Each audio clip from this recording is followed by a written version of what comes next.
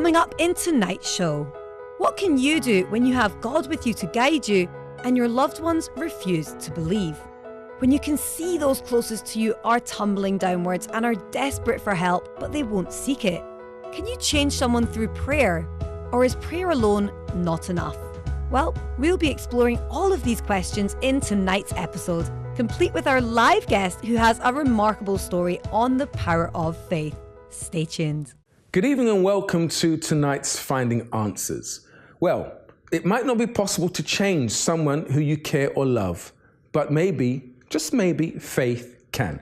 That's the topic on tonight's program. And before I speak more about this subject, let's have a look at a real life story of someone who through faith was able to change their life around. I felt that my dad he didn't care, he was selfish. He felt like if he came and he would buy things, it was fine. But he couldn't sit down with his children and, ask them how they were or if they were going through anything. He was never there.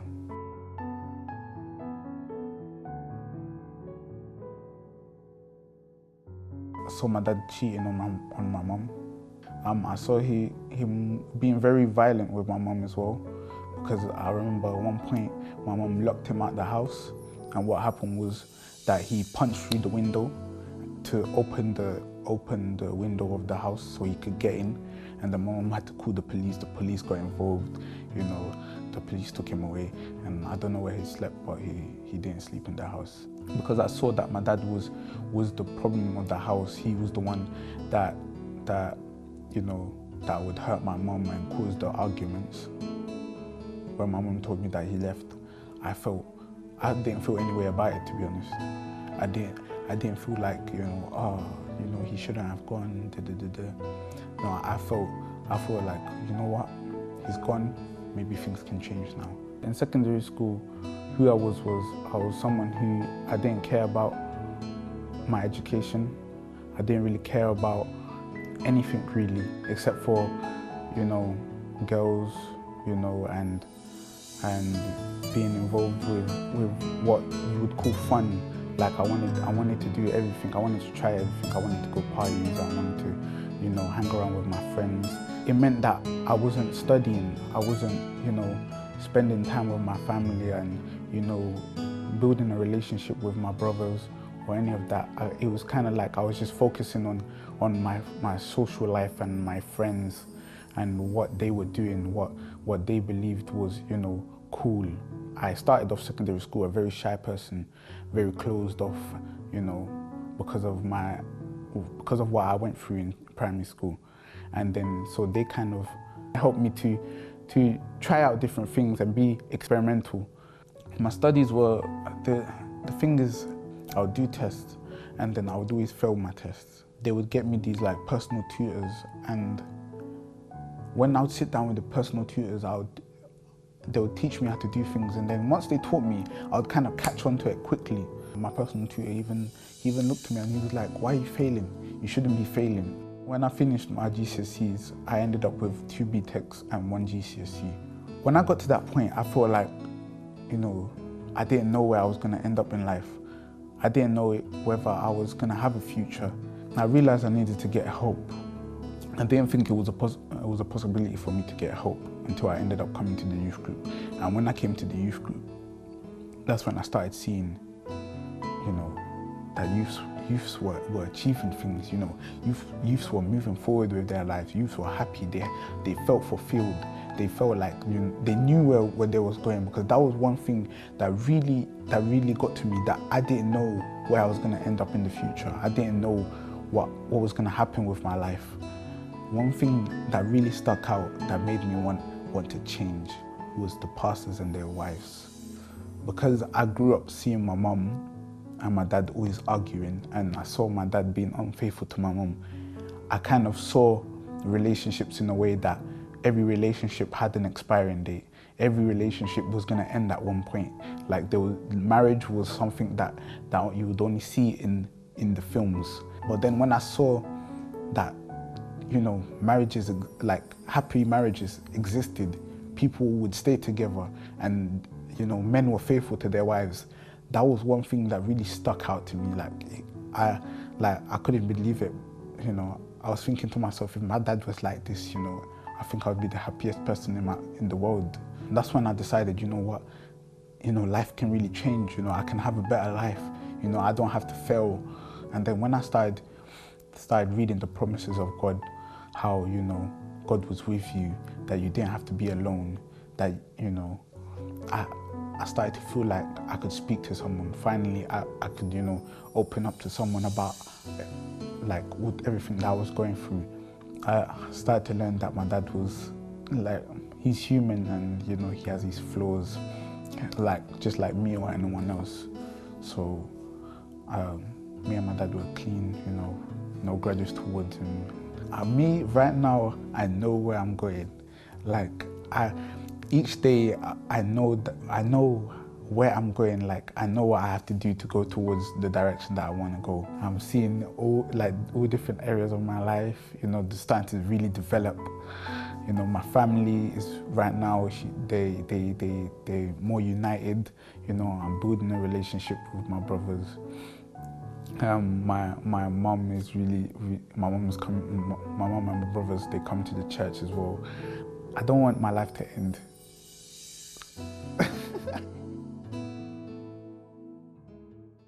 Welcome back. Now, as I said, on tonight's program, the topic is, it might not be possible to change someone, but faith can.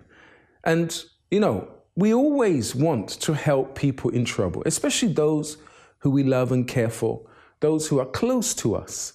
But sometimes those people may not want our help. You know, you have a friend who might get offended because you know the way that they are living their life is not helpful for them. And you want to do your best to help them. But when you try to speak to them and offer your time and your advice, your love and your care, and you still get shouted at, you are told, leave me alone, I'm fine. But you know this person is on a steady road, you know, to destruction, that long downward slope. What can you do? Well, faith is the key. Can faith help this person? And on tonight's program, we're going to hear of a woman who had someone who she cared and loved for, and she saw what was going on in that person's life, and through faith was able to help them. Now, maybe you know someone who is suffering, someone who is all alone, and they've tried everything. What can you do about it? Because on the program, we do talk about help for ourselves. We do say that, you know, your life can change. But what influence do you have on another person? Can prayer work? Can, you know, using your faith, can it change a person's health? Can it help them beat an addiction? Can it bring back that love that was lost in that relationship? Well, you're going to find out on tonight's program. With me tonight, as usual, is Rachel. Good evening, Rachel. Good evening, Pastor Michael. How are you doing? I'm well, thank you. How are you? I'm well, thank you. So, tonight's program, it is possible to actually have an influence and change other people. Yeah, I mean, it's interesting. Do you think you yourself have managed to change a person before? I have. People close to me through my faith and prayers. And also, not people close to me, but other people who come and ask for help. And through prayers, they have been able to see a difference in their lives. Yes, I believe that so. Okay, this is interesting because I've been looking tonight at the catalysts which actually push people to make a practical change in their life. And I've been looking at what the top 3 catalysts, according to research, are. And the first one comes from learning something new. So this isn't just any type of learning. Experts say that enrolling someone into a class that you want them to take up isn't the answer. But what does work is the person themselves teaching themselves something new, or even if they read a book off their own back that inspires them to change. So by taking this initiative, a person actually boosts their confidence just by learning something, and then they're ready to make bigger changes in future. Now, the second catalyst is that of experiencing suffering or pain of some sort. Now, experts argue that it often takes something unexpected or tragic, like a bad breakup or even a death, sometimes even in the family or someone close to you, to push this person to make a change. Now, it's times like these that shake people into taking control of their own happiness and making big changes, which actually, in a way, it makes you think that if you go through something negative in life, often it pushes you to do something positive. Now, the third one is the person just being sick of history repeating itself, or of just going through the same things over and over again. So people just reach a point that they can't keep making excuses for why they're unhappy, and they realise they need to take responsibility and make a change themselves. But I think the most interesting thing here is that although these three catalysts might involve other people, each change comes down to the person themselves deciding to take action and change for themselves. So the best thing you can do if you know someone that maybe is in need of a change, that isn't happy and that you want to help, I think it's not to try to change for them, but to be a positive influence and a support for this person, which is kind of similar to what you were saying there, Pastor Michael, in that you would try to help this person have faith, but ultimately they surely have to make these practical steps themselves. Yes, I agree, but there's a but. There have been cases where people don't actually want to change. And that's where the spiritual side of faith comes in. That's where faith, through, as you said, through us changing first. If I want to help that family member or close friend, I've got to change first. And that's I can't find a word for it right now, but that's the essence of faith. You are the link between that person's change and God. You are that middleman, if I can say, that middle person. So that person has to see a difference in you. When they see a difference in you, then they're going to link to you. They're going to, whenever you say something, it just won't be your words. They're going to see the action that you take, the way that you behave. For example, if I want my son to stop taking drugs, but I'm taking drugs myself, I can't tell him, that's bad for you, son, right? But if he knows that I've stopped taking drugs, if he sees that my life has changed, then it's going to spark in him a reaction. Well, if my father could do it, and he believes in God and he uses faith, let me try to, listen to his advice, follow him. And it's not just physical, we're talking about adding the spiritual as well. So this is what we're going to be talking about on tonight's program. Have you had an influence on anyone else, someone that you know, someone that you care for their life in any way?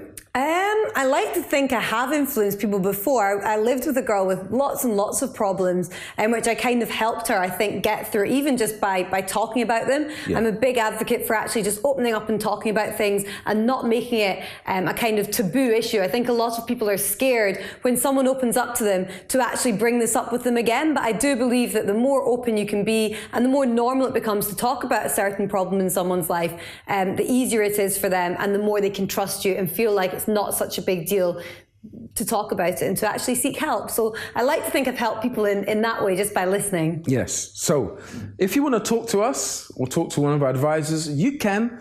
The number is now on the screen. You can give us a call and speak to someone in confidence if you wish. If you want a prayer, if you want to put your name down for the prayer, then you can. The number is 0207 686 6300. If you want to make any comments about tonight's program on social media, or you want to look at past programs, Rachel, how can they do that? Yeah, the social media details haven't changed, you'll be glad to know. You can still look us up on Facebook if you look up Finding Answers. You can also search us on Instagram at Finding Answers, and all the old shows are, as Pastor Michael said, on YouTube at Finding Answers. There you go. So if you have someone that you love, you care for, you're pulling out your hair now, you don't know what to do, you are frustrated, you are actually angry because you've told this person change and they haven't changed. Stay tuned, because after the break, we'll be meeting my guest who will be sharing her story with us live in the studio. We'll see you right after this break.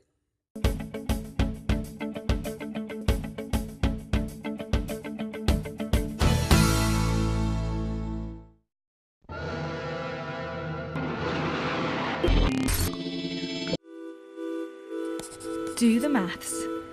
Changing your life is not as simple as changing your hairstyle, your shirt, or rearranging the furniture in your living room. You're talking about years of deep-rooted habits, behaviours and problems that are not going to change overnight. Many may say, think positively, but the trouble with that is that you can't do or change anything with just thoughts. But add action into the equation and the outcome can be different. Let's do the maths. Positive thinking plus action equals a change. Whatever it is, if the change is significant, if it's worthwhile, then it will have to take time, effort, and homework from you.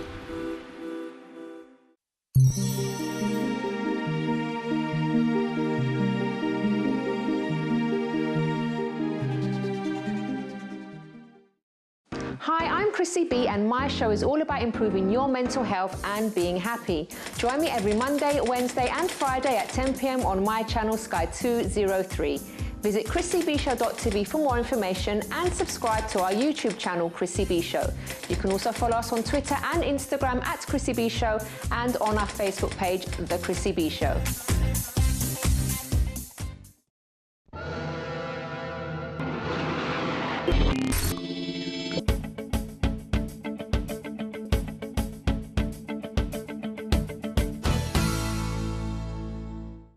Welcome back to Finding Answers. Now, let's meet my guest for tonight. And if you just joined us, tonight's topic is it possible to change someone else? Well, if you don't think it is, then with faith, it is. Let's have a look at this. It's pushing me for the rest of the week, so it's like a boost. Things were really tight. Today, the way I see myself is completely different.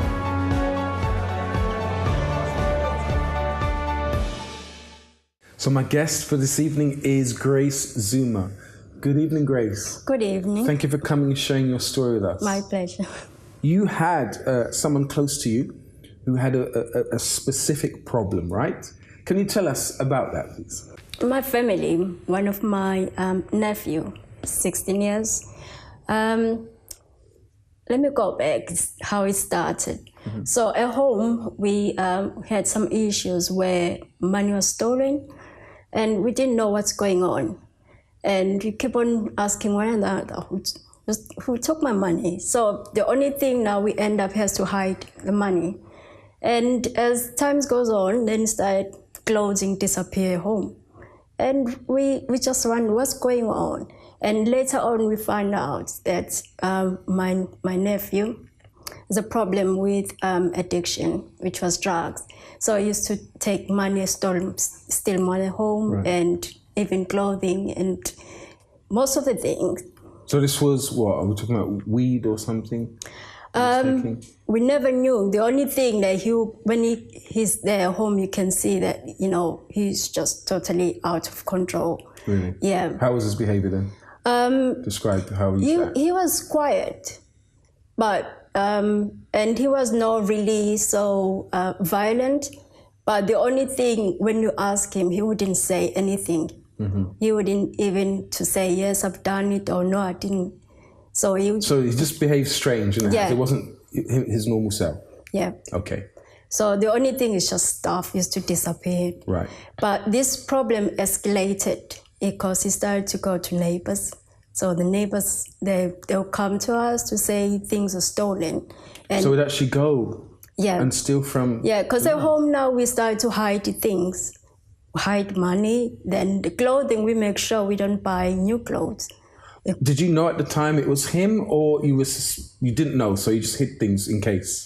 You knew it was him? No, when the money disappeared, that's where we didn't know what's going on. So we're just accusing one another. It's when the clothing starts to disappear and then find out from the friends. Mm-hmm. And when he's coming home, then you can see that, no, there's something wrong here. Right. And when you find out from the neighbors or friends, they said, no, he's a little bit with some boys and always takes drugs. Right. But we never knew what type of drugs. So hearing that, your nephew taking drugs, I'm sure you that was the least thing you'd expect from him. But when it happened, when you heard about it, how did it affect your family? It's affected us so much, and even myself, you know, you're at work, you have no peace at all because you always have phone calls of saying this is what's going on and those kind of things, because we have people starting to come at home looking for him. So, Right. so because his behavior, it's escalated even outside neighborhood or whenever in the street, they'll, you know, take money from someone. So he was like, person has been, you know, everyone is looking for him. So you had complaints from people his own age, or we're talking about adults? Adults. Adults now. Yeah. So everyone would kind of come to your house. Yeah. Your house now was like a center for Because complaints. even the community now end up being involved because that was then back home. So, and there, if you know how it's like, when they find out that the boys are doing that with drugs and stealing, some other people, they end up taking that boy and kill that boy. Sorry to cut you in on you. This wasn't in this country. No, This is, where's your home country, please? it's in South Africa. South Africa. Yeah. So, you know, the environment is going to be a lot different, right? Yeah. So as you said, if it was found out, if it got really serious, people would actually go and kill him. Yeah. So fearing that, you know, knowing what people could actually do, how did it affect the family now? Now you're getting other people. We had other no parents. peace at all because he disappeared. You don't know where he is. Mm-hmm. And the only thing you get worried to say, you know, they'll just bring the body because everyone is looking for him. So we are all worried. We didn't know what to do. And even my mother tried to take him to some of those places where they help people with addiction. Right. But he wouldn't. He was not interested. Did he kind of admit he had a problem, or he was like, Auntie, Mum, I'm fine, I'm okay, I don't have a problem? No, he didn't admit it. He said he's okay. Mm-hmm. So he doesn't need help, he's fine. You know, Pastor Bruno, welcome, Pastor Bruno. Hi, good evening. A classic case, right, of anyone, not just a nephew, it could be a son, it could be a daughter, when, you know, a bombshell like this hits, addiction especially, it's very difficult to know what to do. Sometimes we think we can help them, but when the person doesn't actually want help themselves, then it's like they kind of lose control. They don't know what to do anymore. You see, Pastor Michael, how, because there is good and evil in the world. We must know that. There is positive energy and negative energy. So we see how evil works. If evil can get hold of one person and influence the behavior of that person, you see how it affects the whole family. Yeah. But on the other way, also God can use someone to bless the whole family. So I believe that's what Grace did, and we'll hear in a moment. But we see both sides of the story. We see how evil works, and we see how God works. But for God to work, He needs that the person will believe. He needs that the person will come to Him. He needs that someone in that house will pray, will approach Him, and stand for the family. Mm-hmm. You know. And I believe that that's what Grace did, which we'll hear. So if you're being touched by this story at the moment, you can familiarize yourself with what Grace is saying. It's your husband, it's your wife, it's someone, even a best friend, a close friend that you care for, and you don't know what to do. Please stay with us, because you're going to find out how you can have a say, an influence in changing that person's life around. Grace, back to you. Your nephew. Let's find out, how did it escalate? How did it get any worse? I mean, there was a fear of neighbors or, you know, people who were owing money or whatever it was out to get him. Yeah. Were the police involved in any way? Yes. Tell us about that. They were involved because people, they have to go and report to the police, because sometimes it'd be like big television missing, or would be something inside the house missing, the properties. So they will get things like they will have phones. They take phones from someone in the street and then selling those phones. So the people, they went there to report to the police. Right. So we have police visiting the house, questioning us, and it was a lot of things. How long did this problem go on for? It was like 2 years. 2 years. And in those 2 years, did you see his behavior actually change? Was he getting like more and more violent, or more and more inclusive? How was his behavior during these 2 years? The only thing is just he'll come only at night to eat, or sometimes we don't even know where he is for 3-4 days. So we wouldn't see him much because he would disappear at home. Yeah. So he'd be out all the time. Yeah. So with his behavior, we see when he comes and he'll be there eating a little bit, then he'd disappear in a few minutes. Right. So yourself, can you tell us a bit about the problems that you were going through? I mean, apart from your nephew, everyone has their own issues. Yeah. What were you going through yourself? Oh, even myself, I had loads of issues. And one of the things, I couldn't sleep at night. It would be around 2 in the morning, I'll just wake up. I wouldn't sleep. Was that because of your nephew, or was it just your own problems that you It just was my own problem. Right. And I was unemployed, was looking for work, couldn't find any job. And also in my family, there's a lot of fighting, arguments. In the house? Same house. And who were you living with at the time? It was my mom, my sisters, my cousins. Right. Yeah. So a close kind of family, right? Yeah. But yet you still were going through your own issues, plus your nephew that you cared and loved for, right? And plus the whole neighborhood coming around to complain. Well, you are smiling now, which means that something good came out of this. Yes. And we're going to hear about your story, what happened after the break, all right? So if you are going through a problem now, if you are facing a situation and you're going through your own problems and you don't know what to do, you're trying to stay strong for yourself, but also to try to help that relative or that friend, but you are breaking down yourself, then as I said, stay tuned, because after the break, you will find out what faith can do to not only change that person that you care and love for, but how it can help you as well. We'll see you right after this break.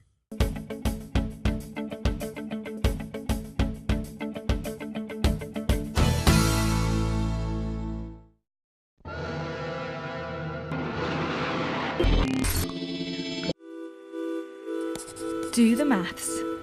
Changing your life is not as simple as changing your hairstyle, your shirt, or rearranging the furniture in your living room. You're talking about years of deep-rooted habits, behaviours and problems that are not going to change overnight. Many may say, think positively, but the trouble with that is that you can't do or change anything with just thoughts. But add action into the equation and the outcome can be different. Let's do the maths. Positive thinking plus action equals a change. Whatever it is, if the change is significant, if it's worthwhile, then it will have to take time, effort, and homework from you.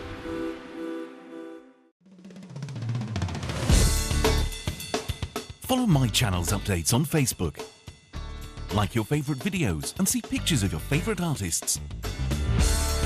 Access our Twitter @MyChannelUK and get to know what's on with My Channel. Visit tvmychannel.com and be connected to our world. My Channel, a whole new world of entertainment.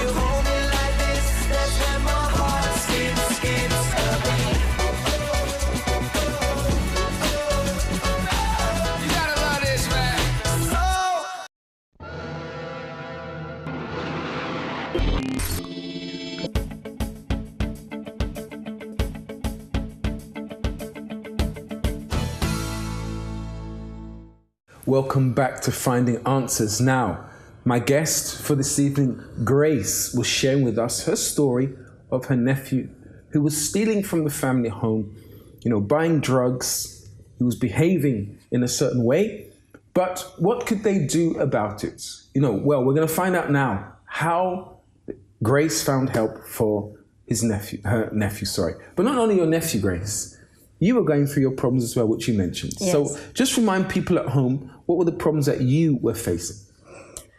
Sleepless at night, unemployed, and also with family issues like arguments, fighting. How did that have effect on you then? Well, were you down about it, in other words? I know you couldn't sleep. There must have been a financial strain, right, on the house? To be honest, I was thinking of leaving.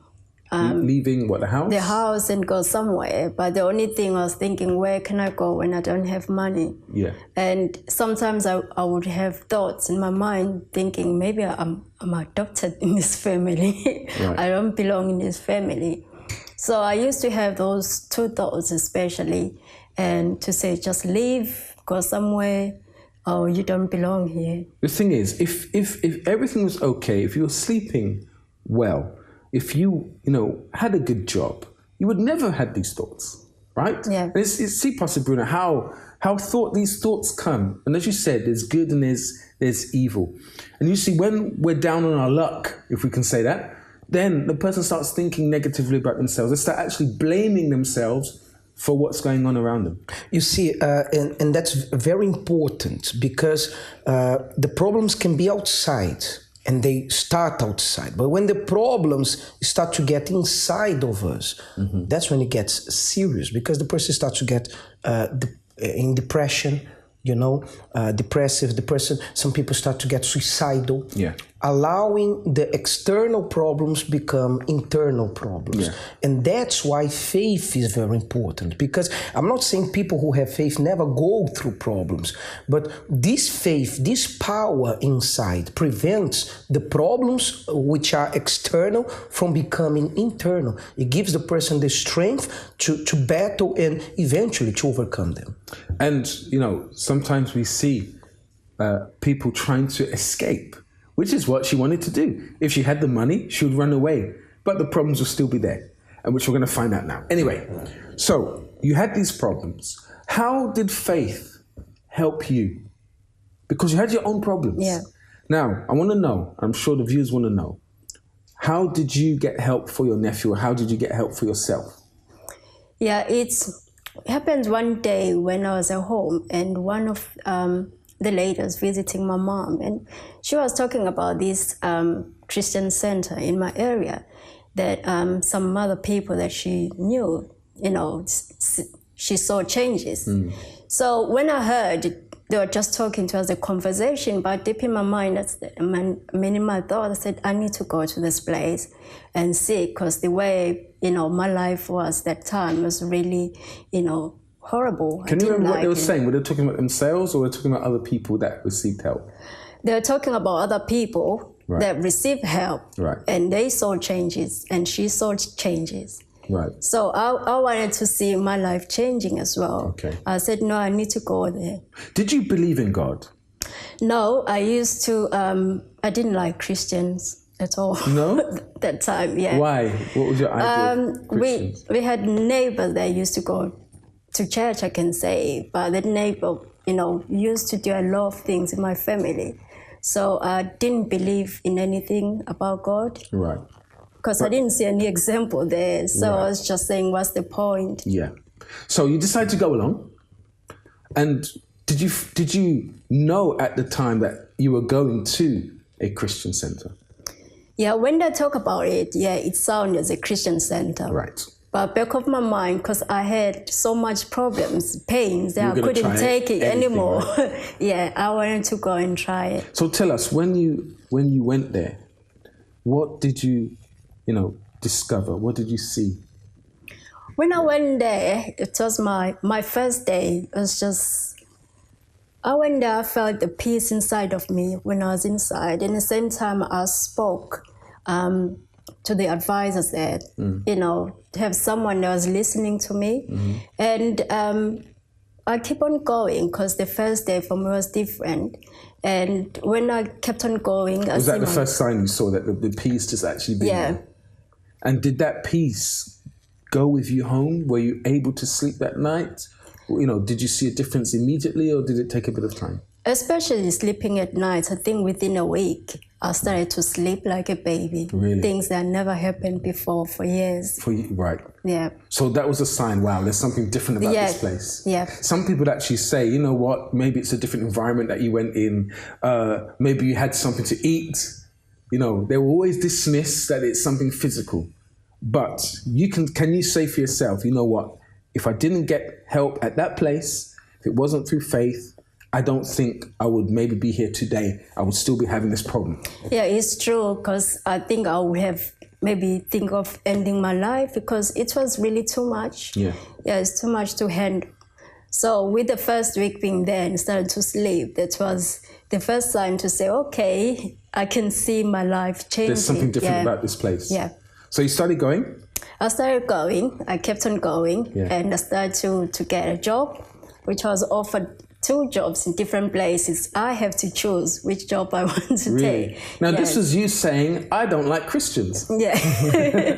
But now you decided to become one, I take it. Yes. You decided to change your life, right? Through what you were listening and praying about there. How soon did you get these offers of 2 jobs? It was within 3 months when I started to attend there, because it just step by step. The first week I just started to sleep at night and I continued. Then within 3 months I started to work.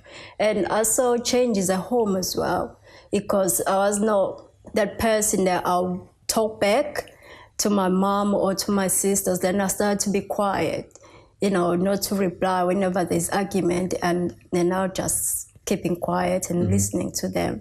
So I saw difference in me, because whatever the teaching I was receiving there, then I started to apply in my life. What kind of words? Because it wasn't just words that you received, though it was. Yes. But the messages that you heard, how did you see a change in you, in your actions, for example? Because I'm sure that, were you looking for work before? Yes, I was. And you never got 2 job offers? No, nothing. But, you know, you're going to this place and then all of a sudden you're getting 2 job offers. So there must be something different there. So how did it help you now to go and apply for work with that kind of renewed faith, that energy? Yeah, because I learned that through faith is possible. You know, it's possible to see my family change. It's possible for me to change as well. And I apply those things in my life, and I see that really it is possible to see my life moving on. So you started to see your life move forward. Yeah. But then there was the case of your nephew, right? So you started to see things move forward. You can sleep well. Yeah. Now you're working.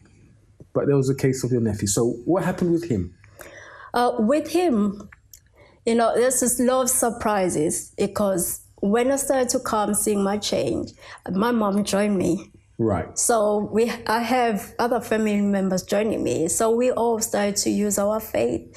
And eventually we see our needs changing, because he was taken to the police station and they took him to another place where he will be kept there. And over there as well, we used to visit him and pray for him. But he was released. And when he was released as well, he was out back at home with us. And he stopped taking drugs. Really? You know, we've heard this story many, many times. And there are some people that may think, oh no, he's in prison, he's locked away. What are people going to think about us, the family? Yeah. But sometimes that's God's plan. And that was God's plan, right? Because maybe if he was not locked away, he could have been dead. He could have been killed, right? True. He could have had a drug overdose. Something could have happened. And that was because, I believe, was because of, you know, the faith of the family. Exactly. Even if it was just you alone. Yeah. But the family coming together and praying. Because, Pastor Bruno, you see how people, they try to change their family with their words. And when words don't do anything, you have to put it in prayer. When we use our faith, God is like we're inviting God to step in to that situation and allowing God to do something in that person's life. And you see, he was arrested, he was put away, and wasn't that he just came out because he was away from drugs? Because many people go into a place, there's no drugs there, there's no alcohol, so they're clean. But when they come out, they go back to what they're doing. But his life changed. The change, Pastor Mike, all started through one person. When Grace started attending this Christian center, the right place, getting the right spiritual food, and faith got into her. The right kind of faith, because we see emotional faith, which brings no results, and we see rational faith. What do I mean by rational faith? Think of it. If a person is going to a Christian center, is learning about faith, and doesn't apply, it's the same as a student going to school and not learning anything. So what's the point in the end? Yeah. So she applied to her life, which brought a change in her. And this change in herself began to influence others. The mother started to attend with her, she brought the light home. Yeah. The light got inside of her. She brought the light home. She brought faith. So when we are talking about faith, I want this to be clear here in the program, we're not talking about a religion. We're not talking about a system. We're talking about this faith that makes the person independent, that makes the person have a connection with God. Yeah. And we've got this connection with God, it's like Jesus said, anything becomes possible. And it was possible, right? Because your nephew now had totally changed. Yes. Right? How is your nephew today and how is your life today? Think about it, compare like today, before, it's really, there's a big, huge difference. Because now we're together, my family, there's no fighting. I have work, receive promotion, and financially I'm good, and peace in the family, and even myself. I have peace. There's nothing that worries me. I will have problems, but I will sleep at night. Yes. So with my nephew at home, he's fine, he's back in college. So he's moving on. He's just behaving as normal teenagers now. It doesn't have that thing of, going out with friends and coming back at home late. So, yeah. Brilliant. Thank you very much, Grace, for coming, sharing your story with us. My pleasure. Right? So you see how important it is to use your faith. You can have an influence over that loved one, even though they're going through, problems in life that people say it's normal. It's not normal. With God, their lives can change, but what God needs is you, friends. God needs you for him to work through you. And after the break, myself and Pastor Bruno will be talking more about this subject and how God can use you, not only to change those family members, but the change has to start with you first. We'll be right back after this break.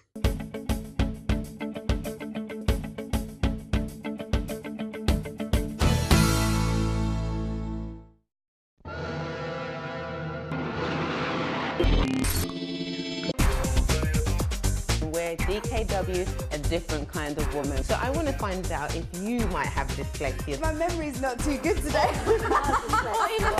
And it's almost like you have to be this superwoman. Years and years ago when I watched Titanic, and obviously My Heart Will Go On came on, and it just brought me back to that time. And I was with 4 other sisters. Lord, have mercy. So you know how they were. You're not going to go over there and say nothing. Come on, a little closer now. And let me know that you're mine. Woo! It's going to be your turn to do your macaroons. No competition. We're here at Britain's Top Designer 2015.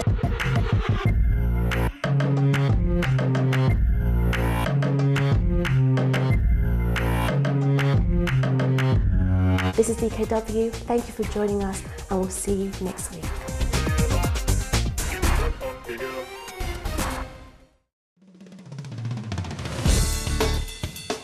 Follow My Channel's updates on Facebook. Like your favourite videos and see pictures of your favourite artists. Access our Twitter at My Channel UK and get to know what's on with My Channel. Visit tvmychannel.com and be connected to our world. My Channel, a whole new world of entertainment. If I tell you a story and you like that story, what kind of story is it? It's a comedy. No. Manchester United. I'm a pro. Although I'm Chelsea. Love talk, time to communicate. No, okay. Say that word, but differently. It's time to communicate. Right, so we are in a relationship. What were you doing? You're not supposed to tell me the word. We are in a marriage. Yes. Okay. And we are very serious about it. So what does that say? A serious marriage. No. It has to do with your brain. Intelligence. What? Intelligent love. Yes. See, I'm getting good at this. Love Talk on my channel, Sky 203, every Saturday, 3 p.m.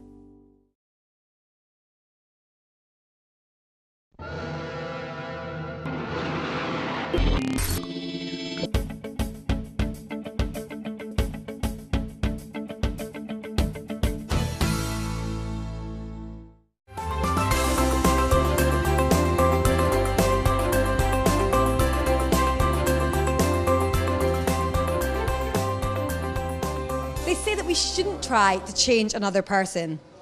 But would you date someone if there was something in them that you wanted to change? And do you think it's possible to do so? Well, I want to find out, and I'm here in London to ask the public, as always, what they think on the topic. Would you date someone if there was something in them that you wanted to change?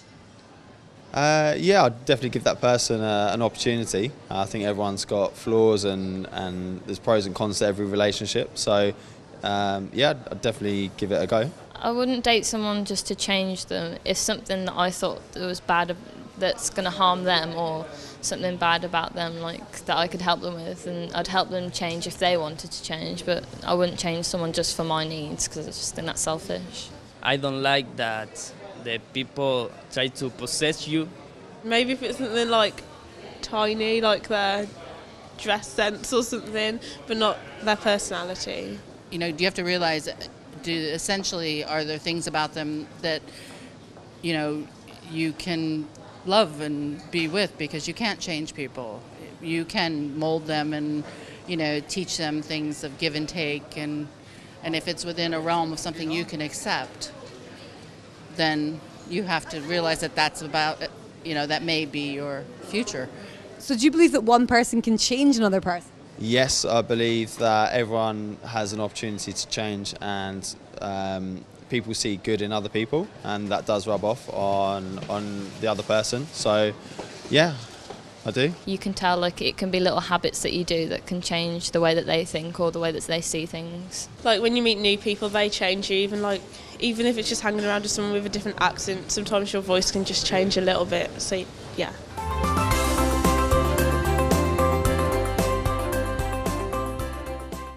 Welcome back to Finding Answers. Now, you heard Grace's story of how she had an influence over her nephew, not only over her nephew's life with his drug addiction, but also through faith, she was able to find help for herself. And Pastor Bruno, we have people who are sometimes worried about other people, but in actual fact, they also need help themselves. You cannot save others from drowning if you are drowning yourself. First, you need to be on firm ground to be able to stretch out the hand to someone who is drowning. And Pastor Michael, that's what happened with Grace. What happened with her because she did something. She sought the light. She sought this faith. When she heard about that Christian center, she went. She took actions. And we are about to pray, and I believe there are people that they can make this connection right now. They can make this connection with God by praying with us. And I'm sure the light of God will enter this person. The energy will enter this person. You know, whether it's your problem that you're going through or someone else's, I want you to understand this. Sometimes you have to be the word where my mind has gone really blank now, but you've got to be selfish. That's it. You've got to think of yourself, as Pastor Bruno said. If you are drowning, but yet you're trying to help someone else, you are still going to be drowning in your problems. And you can put on this front to show everyone that you are okay. The truth is, you are not. So the prayer tonight will be for that family member, will be for that friend, but I want you to focus on you as well. And start doing what Grace did. Remember, she found that Christian center. She couldn't sleep. She couldn't work. She wasn't able to get work. But before she started praying for her nephew, she saw results for herself. And then she was able to change. She didn't go home to the house with that long face or, that depressing thought of, I need to leave the house, as she mentioned. Now she wanted to stay, and now she was able to help the family. And the family eventually came, joined her, and then prayed for the nephew. What a beautiful story. And this is what God wants to do. He has a plan for your life. You just need to follow that plan in the right order. So don't mix things up. And I know you might be worried. How is it going to work? Well, it's not your job to worry about how it's going to work. That's God's job. Your job is just to use your faith. So tonight, and every night now in Finding Answers, we'll be praying here at the cross. A cross, an empty cross that symbolizes the Lord Jesus' victory. He is not dead. He's actually alive. And you can be alive once again. If you were happy at one point and something has taken away your peace, something has robbed you of life, then as Jesus is alive, you will also have life as well. So get ready, because now it's time for prayer. Prepare now for the moment of prayer. If you would like us to make a prayer concerning your family and loved ones, send your name and prayer request to help@findinganswers.tv.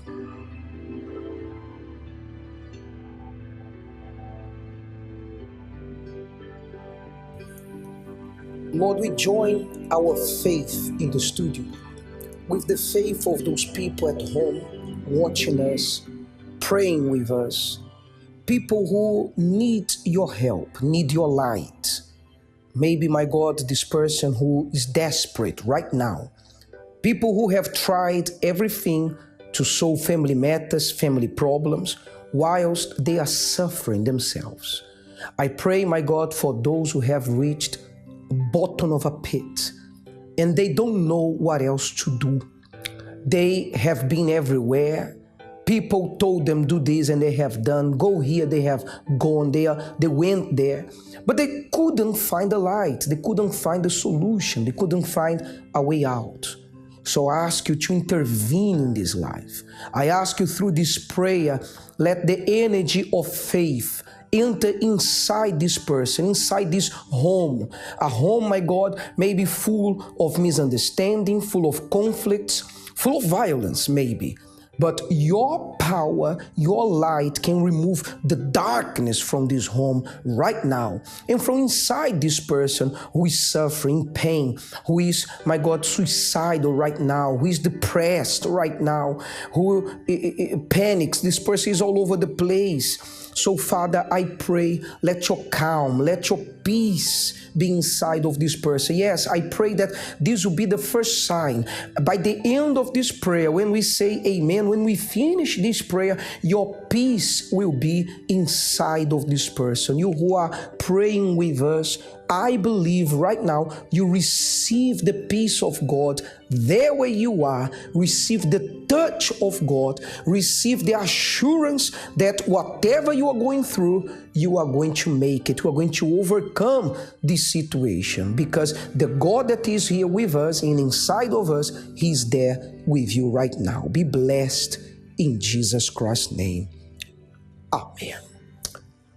Now, dear friends, believe that you can change your situation. You can change your life. Our helpline will stay open even after this show for you to call and include your name in the next prayers and also the name of a family member. The number which appears on the screen, 020-7686-6300. Believe with the power of faith, your life can change. You too can be happy. You can come out of the situation you are living in. You are not born to suffer. The problems in your life, they are not a punishment of God. They are not your cross. They are not your karma. No, none of that. If you were told this is a lie. If you were told that you were born to suffer, this is a lie. Jesus said, I came to bring you life and life more abundantly. Hold on to this truth and seek help, the help that comes from faith. That is it for our show tonight. The program Finding Answers comes back tomorrow at the same time here on my TV. May God bless you. Have a nice evening.